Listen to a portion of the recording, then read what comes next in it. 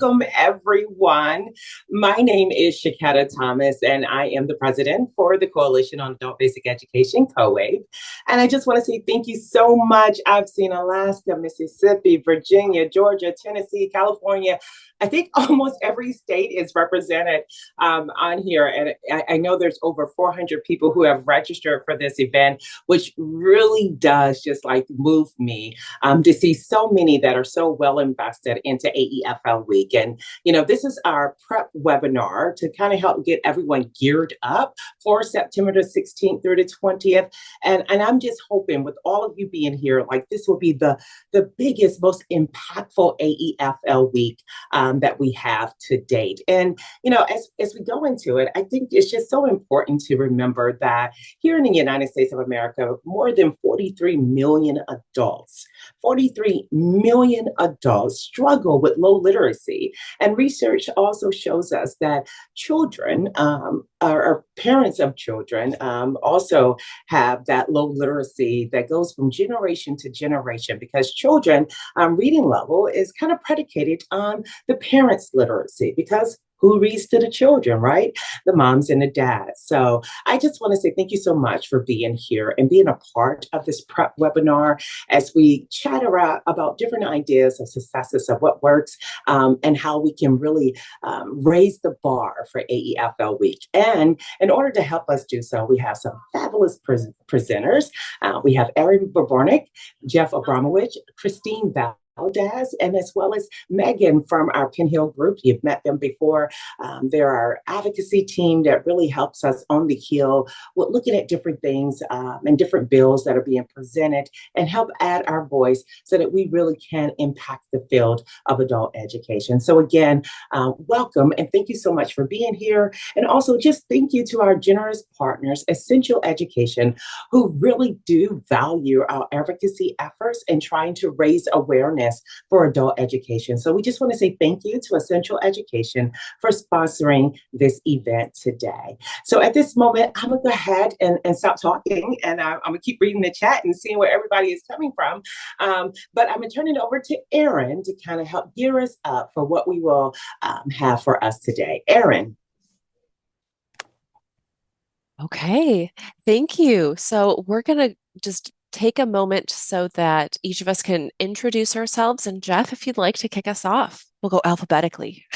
Absolutely. Thanks, Erin. And thanks, Shaketta. So my name is Jeff Abramowitz. I'm Public Policy Chair for COABE and also State Advocate for Adult Education Fellowship co-chair with my partner, Erin, who's on today. And for the next hour, really excited about sharing with you Adult Education and Family Literacy Week and all the great things that are going to be happening. I'll pass it to Christine. Hello, everybody. I am Christine Valdez, and I work at Middletown Adult Education in Connecticut. And I was a SAFE advocate, SAFE fellow last year, and I'm a mentor this year. And I just love the idea of staying involved. And Christine's really selling herself short because she has been making a huge impact, not only within the state of Connecticut. So we at COABE have noticed her hard work, and we said we need to get her on this webinar to share what she's been doing. And I am Erin Vabornik. I am the Initiatives Administrator at COABE and co-chair with my friend Jeff for the SAFE Fellowship. So a little bit of what we're going to talk about today. First, what is AEFL Week? What is advocacy? We'll look at some different advocacy options available for all. Jeff will lead us through some wonderful advocacy tips, and then we'll shine a light on what COABE has planned for AEFL Week. So a little bit about what Adult Education and Family Literacy Week is. So on the third week of every September, we celebrate Adult Education and Family Literacy Week. It is a time for us to celebrate our successes and work towards solutions to our challenges. So today we're going to talk about how to do both, to celebrate and advocate, because those words are not mutually exclusive. Before we dive into ideas, tips, and resources, I would like to welcome Megan Flynn from Penn Hill Group to give some federal updates. So COABE has invested in the expertise of Penn Hill Group to help us guide policy development and analysis and maintain a strong government relations at the federal level to really move our field forward. So thank you, Megan, and I'll turn it over to you for some federal updates. Great. Thank you, Erin. I'm Megan Flynn. I'm a senior associate at Penn Hill Group. And as you heard from Erin, we support COABE with their federal policy priorities. So for our federal update today, we're going to talk about a few things: August recess, appropriations, and WIOA. So first off, the Hill is going on August recess, and this is a great time for you all to meet with your representatives and their staffers in your home districts. So both chambers will be back in session on September 9th, and then things on the Hill will start really picking up before the elections. So that's going to be great timing for AEFL week as well. Next up, appropriations. So earlier today, actually, the Senate Committee on Appropriations held their LHHS markup. So the LHHS bill is the Labor, Health, and Human Services bill, and it includes all the federal education funding. The bill was reported to the full Senate by a vote of 25-3, so it passed. But we don't actually expect this bill to go to the Senate floor, so this is probably as far as the appropriations process will go for now. We do expect to see a CR or continuing resolution until sometime after the election. You all may remember a similar situation last year. So up until that time, Congress will be trying to figure out if they can strike an appropriations deal. So just to reiterate, AEFL week falling in that mid to late September range is really great. That's going to be a critical time to continue making those funding asks. And lastly, WIOA, or the Workforce Innovation and Opportunity Act, it passed in the House, and some of our WIOA priorities were included in the House version of the bill, so there were definitely some wins. We thought that the Senate version of the bill might be marked up last week, but that didn't end up happening. So at this point, we're expecting a Senate markup in September. With that, we have a good start in the Senate bill, and they did include some of our COABE priorities, including increased funding for professional development for adult educators, support for integrated education and training programs, or IETs, as well as a definition of digital literacy. So we are continuing to push for the inclusion of all of the provisions of S3075, or the Adult Education Works Act, in the Senate version of the bill, in addition to what they already included. So the additional provisions that we're still pushing for include improving collaboration and coordination between Title I and II programs, ensuring that learners are covering information literacy skills as well as digital literacy skills, and allowing innovation within the performance accountability system so that we can better measure the success of your students and programs. And lastly, ensuring that we have access to college and career navigators for our learners. So we hope that you all will continue to be responsive to our weekly alerts and push for these WIOA priorities. I know that might have been a lot of information. So in summary, the big priorities here are WIOA and adult ed funding. August is going to be a great opportunity to meet with people, your representatives and their staffers while they're home. And lastly, AEFL week is perfect timing, and it's going to be a crucial time to meet with your legislators. Okay. Thank you so much, Megan. And yes, that I know it is quite a bit of information. So I do see in the Q&A, there's a question for how do you sign up for these alerts? So as a COABE member, these will automatically be going out to you. So Penn Hill Group funnels those alerts through COABE. So you should be getting those either in an email blast. And then also if you're reading the weekly COABE Connects, that's a wonderful way to be able to stay on top of these federal alerts. So before we get into ways to advocate, I do want to level set. So a common concern that I've heard in working with advocates is the concern that advocacy is a political act, which in a politically divisive time can be problematic as employees in grant-funded programs. So I just want for us to kind of reframe advocacy as educating those with the power to make the changes we seek. So sharing our successes and highlighting our needs. So advocacy is public support for a cause, and it isn't lobbying. There is a difference. It doesn't need to be political. So again, yes, and thank you, Janice, for the noting the typo there. Consider reframing your advocacy to educating others in order to raise visibility of adult education and the impact of our work. So keep that in mind today as we are working through it. If you kind of reframe advocacy here as raising visibility of adult ed, sharing our successes, highlighting our needs, there is a huge impact to be made. And I'm going to turn it over to Christine. Okay, so Erin came up with this great slide, which I love because it really breaks down. You have to pick where you fit. There's light lifting, medium lifting, and heavy lifting. And so it's as much or as little as you want to do or as you want to get others to do. And I think I'm ready for the next slide, just to break down a little bit what some of these things are. So a few examples of light lift. COABE makes things so simple. And prior to being a SAFE fellow, I know I got emails from COABE all the time, and I'm sure a lot of people did, and we all get so many emails, we get inundated.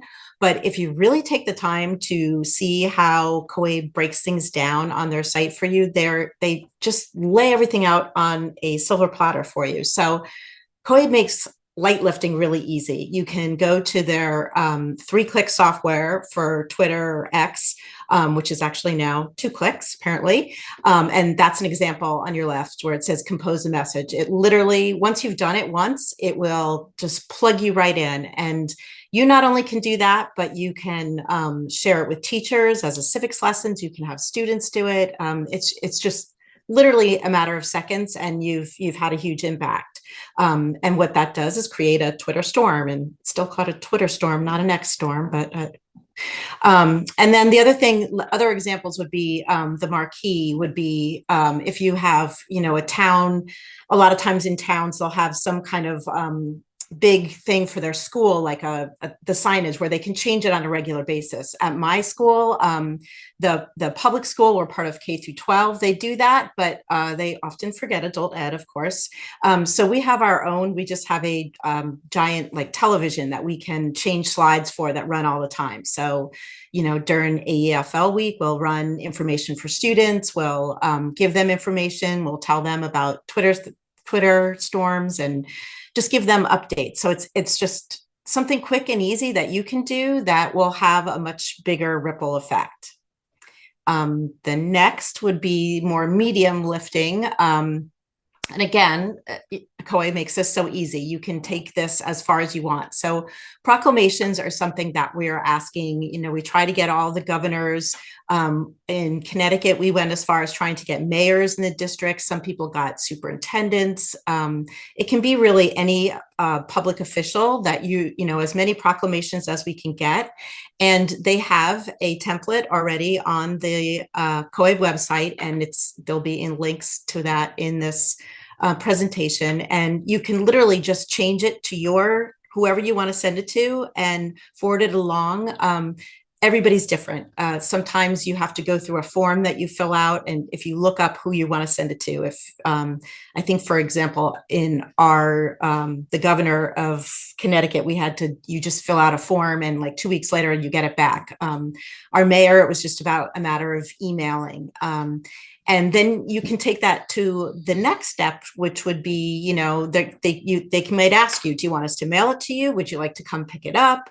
That could take you into more heavy lifting. You know, you could take this getting a proclamation to a whole new level, or you could take it just back to light lifting and take your proclamation and share it on social media. Look what we got. You know, our mayor, our superintendent is proclaiming this to be, you know, AEFL week in Connecticut or Wisconsin or whatever town you're in. Policymakers just writing a quick letter. Again, there's templates to everything on COAVE. So whether it's writing a press release about AEFL week, whether it's writing an email to a policymaker, you can make it as personal as you want it, or you can make it as easy as you want it and just sub in your name, what you want to do, and let COAVE do all the work for you. The last and the more heavy lifting, which sometimes involves a lot more people. Some of us, I know every state is different. Some of us have state associations that are very involved. Some of us have state associations with a paid executive director. Some people have nobody. They're just a safe advocate on their own, or they're a director of an adult ed on their own. They're just, trying to make an impact. Whatever you do, it will have an impact. It's just getting more people involved. So with heavy lifting, like I said, if you did for example, you did a proclamation. When we did our proclamation to our local mayor, our mayor's office happens to be very close to our school. So I gathered some students together and we said, we'll come pick it up from you. And so once he heard students were coming to his office to pick it up, well, then he felt obliged to meet with them, which, we got a conversation, we got a photo opportunity. And we've done that before with others as well. So anytime you can get an opportunity to sit down and meet with a policymaker, you'll have a huge impact. And Jeff has so much more to say about that and is much more eloquent political speaker than I. I just like to keep it simple and most often involve my students, because if your students are there with you, you don't really have to say much at all, because the policymaker is going to want to talk to your student, and whatever they ask your student, all our student stories are just so impactful. So it's going to have an effect. And then again, more heavy lifting. You can follow up. My students happened to want to write a thank you after they met with the mayor. So then we took that opportunity to post the thank yous that they wrote to the mayor on social media. What an impact it had on these students, whether they were GED, CDP, ESL. It really had an impact on them, and sharing that with other people and tagging your policymakers or who they met with and other policymakers just makes people think, well, maybe we should take an opportunity to open our doors and meet some people. Site visits, you can invite people in. If you can't get there, you can always invite whoever in, whether it's a superintendent. We like to invite principals from districts. In my school, we cover many districts, and inviting principals in from other districts encourages them to see us as a viable opportunity to have their students come to us to finish their high school if they're not fitting in well at the regular K through 12 system. You can invite Chamber of Commerce. You can invite the sky's the limit, whoever you want, but inviting people in, giving them a tour, showing them what you're doing. Again, social media, a little video clip, a picture, posting it. For those of you who have a social media person at your site, that is wonderful. That is my huge goal at my where I work. Right now, it's just me. So, if you can get that on your agenda, that's a heavy lift. But once you can get on your agenda and get somebody to fund a social media person for you, it's a full-time job, and it's so important to adult education. COAVE makes it easy, but there's still so much to do, and it's day and night work, because when you want to be impactful, you have to do it when it happens. So if something happens politically to happen, you want to post on it, even if you don't work in the summer or you don't work in the evening. So it's nice to have a social media person who's really dedicated, and directors are often busy enough. and the next thought for a heavy lift would be the student ambassador program. The student ambassador program, I believe, is Erin's baby that she created to train students to tell their stories in a better way. Learning how to tell your story is so important, especially because most of our students are embarrassed about their stories and where they came from and the trouble that they've had in the past or what they've gone through. And they need to learn the power that their story has for others, and that sharing their stories can encourage others. And that makes them also feel so good, which they need to. They need to feel good about what they've accomplished and where they've come from. So the Student Ambassador Program isn't just about teaching them to advocate for us, but it's also, it really empowers them and makes them feel better. So I'm going to really push the Student Ambassador Program in Connecticut this year and try and have a statewide training program so that we would have at least several student ambassadors come out of every program in our state. Because if your site has even one student ambassador, it takes your work from the heavy lift and puts it on them and makes you the light lift now, because all you have to do is let them tell their story and share it. And there's a variety of ways to share it. I think that's it. Oh, I forgot to tell you where the stories were, where all those were from, but one was from West Virginia. The first one was from West Virginia. The middle one was from Utah, a site visit, and the student ambassadors were from the Wisconsin Student Ambassador Program, which is going back to being an in-person program, I should mention. They tried to pull it off after 2020 through online, but it's really difficult, even with a hybrid. Erin tried to pull it off, but it sounds like we're going to be trying to train people, and here's another heavy lift idea, train people to become ambassador training. So maybe you're somebody who wants to step up and to do the training so that you can become an ambassador trainer, so that you can train other people in your state, other students. You can train students at your site only, as much or as little as you want, but it would be, if you had somebody local, if you learned how to do that, you would be able to reach that many more students. So no effort is too small. And what I will say with that is that something so little like, if you haven't heard about the pledge for adult education, it's at the end and everybody needs to take that pledge. It is so important. Erin will share with you the statistics. And right now it is so sad how few people have actually taken the time to take that pledge. It takes seconds. But something like taking that pledge it's a little thing to do, but it has a huge impact. Putting it at right now I changed it and have it at on the signature to my email, so that at the bottom of my email, they can see it, they can click on it and take the pledge if they, to whoever I'm emailing, or on my social media, I often have it in the background. It'll just have a QR code and draw attention to that. And during AEFL week, we're going to have huge posters made with QR codes that people can just scan when they see us at our state capitol and take the pledge. So that is the smallest thing you can do that we really need help with right now.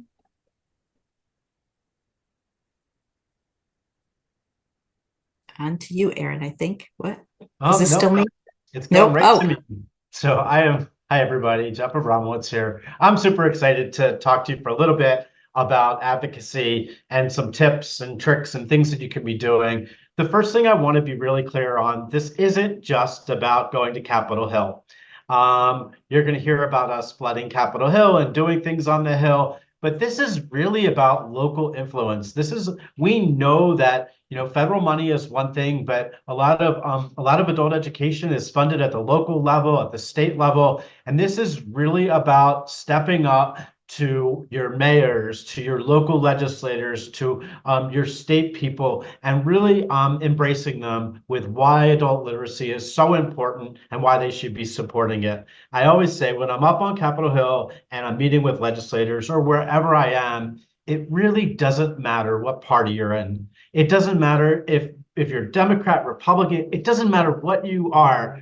There's two things that are true about adult literacy. The first thing that's true is everybody universally in this country wants to get people smarter.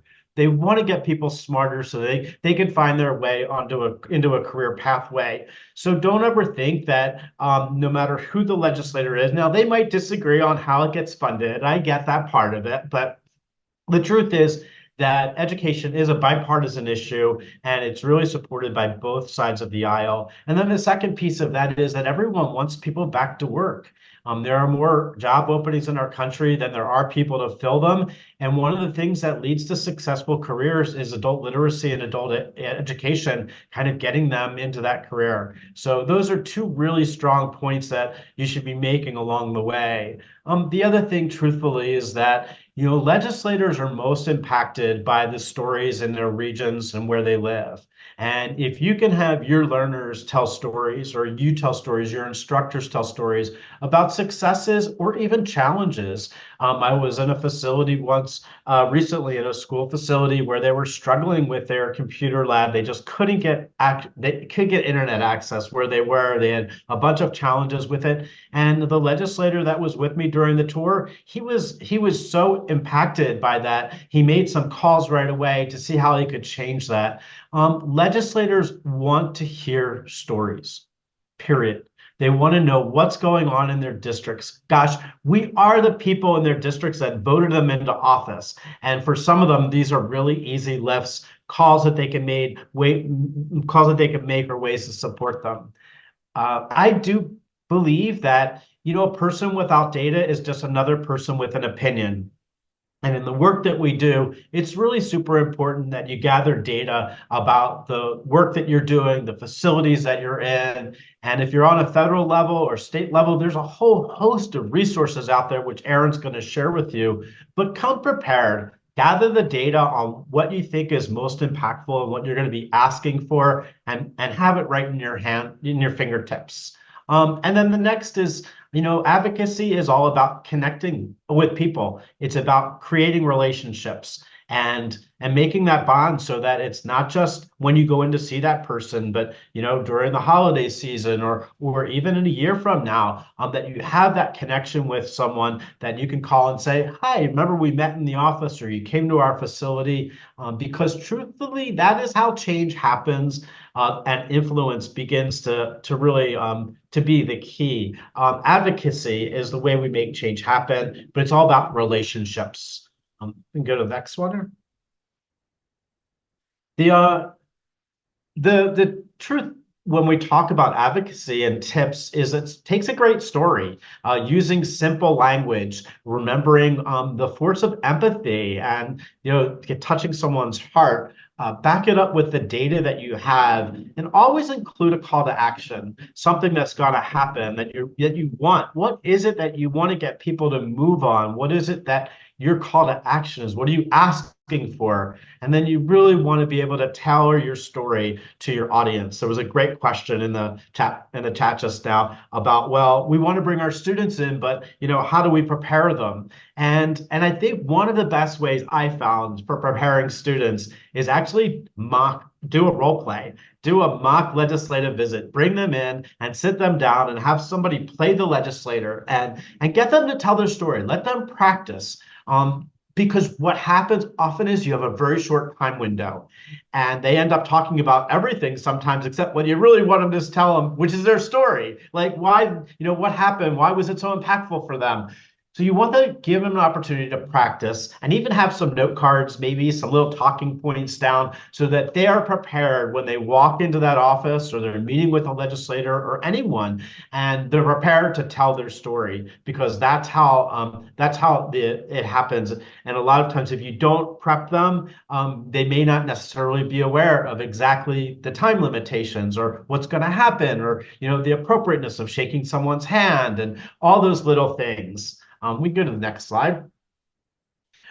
Advocacy tips are really basic. They're really simple. The first thing I love to do with any advocacy adventure that I'm on, and they truly are adventures, because you never really know what's going to happen or where they're going to go. But the very first thing I like to do when I'm thinking about the meeting that I'm going to have, or the conversation, or the coffee, or the person I'm going to be talking to, is really I want to have intelligence. I want to gather my intelligence. I want to know that from that person, where is their lane of influence? Where is it that they can help me most? They may be on the energy committee and I may be doing an an ITA or an IET with some kind of energy component. Who knows? But the fact is that you want to do some gathering of intelligence. You want to know who the person you're talking about and what common bonds that you have. One of the best tips that I do is the first thing I do when I walk into a legislator's office is I look around. And if I see that they have a whole wall of Walt Disney stuff, I'm telling them about when I went to Walt Disney World. Like, you want to find those connections with people. But gathering your intelligence means knowing who you're talking to, knowing the influence that they might have and the committees that they sit on, and then also having your data down pat. How many learners do you have? What is it that you need most in your school? What are your successes? And having all that information at your fingertips. You want to also know that this is an investment in relationships. This is a place where you want to connect with them on the same level that you're on. Trust me, legislators are us. They are everyone that we work with. They just ran for election and got into that position, and you want to get them on a real equal level. And then the last is you want to prep for in advance. Be ready, prep your students, have a mock run through, have a little itinerary. You're only sometimes going to have 15 to 20 minutes to get everything you want out. And gosh, sometimes that just takes introductions. You go around and say your name, and that's 15 minutes. So be prepared on how you're going to move it and always have somebody kind of leading the charge as you go forward. Next one. So there's so much going on for Adult Education Family Literacy Week, and I'm going to talk through some of them so you know. But last tip on advocacy is, honestly, there's no right or wrong. There's no right or wrong. You got to come to this with your heart and your passion and all the work you do and realize that you are the experts. You are the ones that are in the classrooms. You're working with the students. You want to be able to share that with legislators who are not there and they can't see what you see. So how you express it and tell that story is what it is all about. Adult education and family literacy have a bunch of things going on, from Flood the Hill, Rise and Shine, Educate and Elevate, high quality webinars, and some state and the toolkits. Let's go to the next one. I'm going to walk you through some of them. The first is the Flood the Hill. And I really think next year we're going to change this, because one of the things that's happening is we are all going to Capitol Hill and we are making this monster charge to meet with legislators. We have all these great things taking place on the Hill that week. But the Hill that we're referring to is not just in Washington. It is in every city in this country. So all of you that are on this call, you need to flood your Hill. And your Hill is your state legislators' offices, your local congressmen's offices, their local offices where you can walk in and set up a meeting and not have to go through all the challenges, maybe getting up into Washington and traveling. Just go into your neighborhood, go talk to people that are your locally leading your local charge, even your school boards. Gosh, anyone that has influence in this space. So when we talk about Flood the Hill, we're talking about Washington, but more importantly, we're talking about the hills all across the country. Next slide. So the other thing that I do, which I'm really I live for this, anybody will tell you, is Rise and Shine. So Rise and Shine is a podcast. So some of you may know, shameless plug, is I have a podcast with Anson Green called Behind Every Employer that we do. If you haven't watched it, get on the COABE website and check out Behind Every Employer. But I do every day this week, I'm doing Rise and Shine, which is going to be a podcast that's broadcast from Washington, and we're going to be having guests on. So we did this last year. We're going to do it again this year. If you have any interest on telling a rock star story, or you just want to share something that's going on, shoot us an email. Shoot COABE an email. Aaron will put the email address up, because we want to get you onto this podcast. We have all these great people lined up that are going to be sharing the work that they do across the country. If you have any interest in being on the podcast, we want to capture your story and we want to share it out with the country. So Rise and Shine podcast is every single morning. I think it starts at 9 o'clock. We're usually on for an hour, and then throughout the day, we'll be posting a schedule, but definitely want to check that out. The next one is the is something that I'm also passionate about. Next slide, which is the pledge to support adult education. So I have my phone up, and I want you all to pull up your phones, take your phones out. Come on, one time you can do it. Take your phone out, and I want you to hit the QR code. And the QR code on the screen is going to give you the pledge to support adult education. This is one of the best ways to be an advocate. It's so simple. I keep it on my phone. I keep the QR code on my phone because these are all 10 things that you can do that will support adult education. Just recognizing the right to education, social mobility, health and well-being, workforce development, and its importance in economic growth in relation to education. Everything's in here: digital literacy, correctional and reentry education, safer communities. There's not anything in this pledge that doesn't make good common sense for everyone. So get on there, take the pledge. The more people that we have that can make this pledge, the more powerful it's going to be. And you definitely want to take some time to kind of make this happen. So I do think that one of the greatest things we can do is go in front of a legislator and say, we got 1 million people to support this pledge on adult education. And it's just not hard to do. Just get it out there, share it with your colleagues, share it with your friends. I had all my family do it at dinner the other night. Just anywhere you can go, get people on to support this work and the pledge. I will leave you with this. Adult Education and Family Literacy Week is the one week in a year where we really can focus on adult education, but it's not just about that week. It's something that we should embed in all of our practices.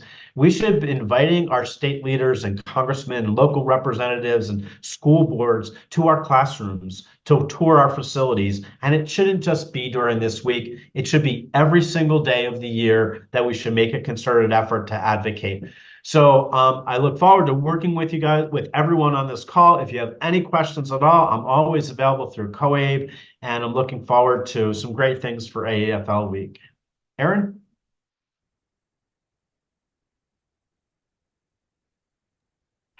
Thank you. And Jennifer, I see your question in the chat about who receives the pledge. So COABE is collecting that information, and then the next step after that will be, once we have a real significant number of those pledges, that we can actually begin working with the 119th Congress once they come in, to be able to share with them that data, but also we'll share it out to the field, right? So that you would be able to say in conversations with legislators or stakeholders, here are X number of individuals who have pledged their commitment to adult education in our state. So that will all be shared once we give everybody time to sign that pledge and continue to share it. All right, so I want to talk about some of the other opportunities and tools and resources that are available for you. So all of this is going to be found either on COABE's AEFL Week webpage, which I am sharing in the chat right now, or also on the State Leaders Toolkit webpage, which I'm also sharing in the chat right now. So the State Leadership Toolkit is for everyone, even if you don't consider yourself a state leader. I'll say by joining this webinar today, you are a leader. You're a leader in adult education because you understand the importance of AEFL Week, of visibility for our field, and of continuing to push all of the levers that we can push to be able to get the funding we need, and really to let people know what we're doing. So on that toolkit for state leadership, participating in National Adult Education and Family Literacy Week, you'll see templates for meetings. You'll see talking points. There is an entire social media campaign where you can copy and paste right into social media, and we have some really eye-popping graphics that you can use as well, so that you don't need to create your own graphics. You can use ones that we already have, data that we already have as well. Throughout AEFL week, we may have some occasional webinars in addition to the incredible Rise and Shine podcast that Jeff does. Born podcaster, Jeff. You're a born podcaster. And I love this idea of an advocacy adventure. So you can feel free to check our AFL Week website in the coming month. Give us some time to put up our list of events, but you can see what we had from last year, and you can actually still watch those webinars and those recordings from last year as well. Additionally, we really want to amplify what is happening in every state. So please let us know, right? I put the advocacy@coabe.org email in the chat a few times. You can use that for general questions with advocacy, but also to share what your state is doing. And if you share it in advance, COABE can help kind of blast that news out to the nation. Erin, you want to mention the Padlet too, that they could share on the Padlet? Yes. So we also have a Padlet. If you click on that Access the State Toolkit on the right-hand side, you'll see a number of different resources there, including the toolkit, the proclamation sample, and you'll also see a link to the 2024 Padlet. And so every year we collect all of the advocacy efforts and amazing things that are happening onto that Padlet. So you can go ahead and email advocacy@coabe.org to get it added, or you can, I believe there's also the option where you can add it to the Padlet, and then it just needs to be approved by one of our staff members on our side, and then it will appear on there. So that's something you can challenge those in your state to do, is everything that they're doing at their program, county or state level, to make sure that that gets on that Padlet, right? Challenge to have something in, just to light up your state with all of the little ping marks of things that are happening during AEFL week. I also want to share that on the Educate and Elevate webpage, that we have a number of different resources available for you as well. So first we have our state fact sheets.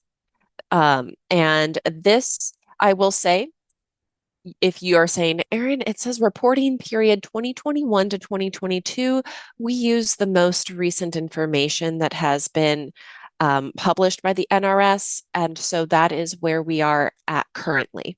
And so every time that we're notified that there is a new fiscal year that's been posted, these do get updated. So just something I like to mention here in case you are handing them out to individuals and they say, ooh, why are these dates older? Well, it's the turnaround time from the NRS.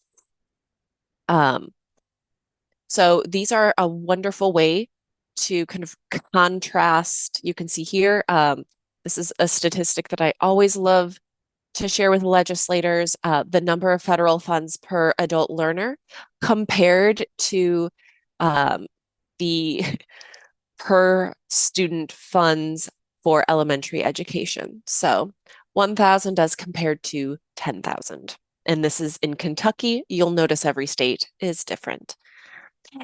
Additionally, we have adult learner success stories available. So if you don't have an adult learner who feels like they are prepared to go into a meeting, or they just don't want to share their story orally, we do have a kind of almost portfolio of different learner success stories that have been submitted. And I'll say, in fact, just last week, I happened to have one of the adult learner success stories for Illinois in my binder when I met with the congressperson for the district that learner was engaged in. And so I was able to pull that out and hand it to him and say, this is a story from an adult learner within your district, right? Look at what she has done. And in fact, these are never up to date because our adult learners continue to do amazing things. But that is one way that you can pull some of that information, and they all look fantastic like this, and they are great for being able to send via email as well.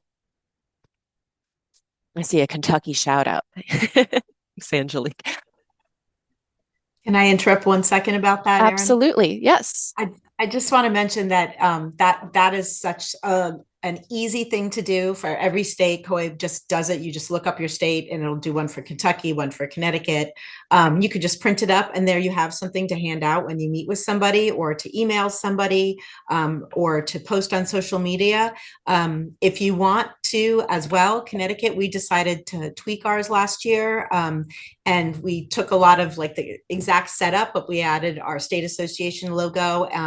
And then we even made it easier for individual sites if they wanted to also add their logo. The State Department of Education added their logo just to make it so that our local people knew that it was like, what's COABE, you know? But so COABE was on there, Educate and Elevate, but as well as also state. We also updated some of the data depending on what you use. We use LACES or sometimes we use census data. So we changed the numbers because the numbers we had made us look better. So we upped the numbers a little bit. So you might want to compare your stats to see if you can make your numbers look even better. You can also download it as a PDF and then upload it into Canva. I discovered that this year and makes it even easier because you can just have the whole template right there and then just tweak it. We actually started from scratch, which was a big mistake. So, Erin, I'm going to add one more piece. Yes. Is that if you go to a meeting and you meet someone and you don't have this data in front of you, it's actually a good opportunity for you to say, you know what, can I have your business card? I'd be glad to send you this fact sheet and you can email it to them. So just because you may not have it with you at the time or you bump into someone in another meeting on a street, this is a great follow-up for those kinds of things where you can email them directly. Wonderful. Thank you. So I want to take a moment here because you've heard a lot of different ideas, and I know this is just scratching the surface, right? Everybody always comes to these webinars and shares ideas in the chat that just blow me away. But I'd like for everybody to, before leaving the webinar today, to make a commitment to AEFL Week. So what do you commit to do for AEFL Week? And I'd love to just see a waterfall of commitments here in the chat. So type your commitment, hit enter. And we do have over 200 participants in this webinar. So I probably won't be able to follow up with each person and make sure that you followed your commitment. But this is just a great way of just kind of saying, like, what is it that you commit to doing for AEFL Week? Ooh, local stakeholders to coffee chats, updating the fact sheet, social media. Okay. Great. I'm seeing a lot of information with those fact sheets. The pledge, yes, that is a wonderful one. An adult education networking night, rallies, proclamations, TV ads. Ooh, and again, when these things happen, make sure you share them back with us because we would love to give you a shout out and make sure that the entire nation knows, right? As we said, there are light lifts for advocacy, but there's still lifts. And at COABE, we truly believe in making sure that the work that you do is celebrated. Oh, this is wonderful. Okay. Well, I got what I asked for. There were so many comments that I, in fact, could not read them fast enough. So I'm going to be making sure I can read this chat later, or I will be watching the recording. And I know there were some questions about where can you find this recording? So if you registered for the event, which you did because you're here, you'll get it within your email. But also, as we did last year, we will update it on COABE's AEFL Week webpage, which was shared in the chat. You can also just Google that. Right now, it has last year's, but after today, once this webinar is done rendering, we will go ahead and update it there as well. So you can share that out with anybody who needs this information, or if you need to rewatch part of it, you'll have that available to you. So we just want to thank everybody for joining us here today. And make sure that you get AEFL Week marked off on your calendar. And we are wishing you the best in flooding the hill, both at the local, state, and federal levels.